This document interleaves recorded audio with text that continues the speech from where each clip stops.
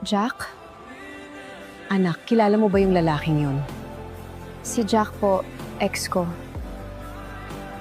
Mabuti na lang nakinig ka sa akin noon. Kung pinili mo siya, baka ngayon nasa tabi ka rin ng kalsada kumakain. Mawag na. Si Jack pala yan. Akala ko kung saan na napunta. Kilala mo rin siya? Oo. Siya yung dating feeling karibal ko kay Ana. Invite ko kaya siya dito para makita niya kung gaano kalayo nang narating natin. Darren, wag na. Jack! Grabe ang tagal na. Kumakain ka pala rito? Darren. Nasa loob si Ana. Come on, join us. Libre ko na dinner mo. Okay na ako rito. Minsan lang naman makapasok sa ganitong restaurant ang ordinaryong tao. Darren, bakit mo siya dinala rito? Ma'am Miranda, kawawa naman. Baka gutom pa.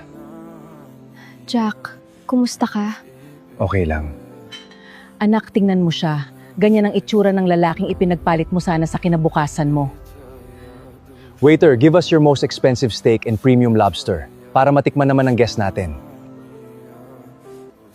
By the way, Ma'am Miranda, celebrate tayo.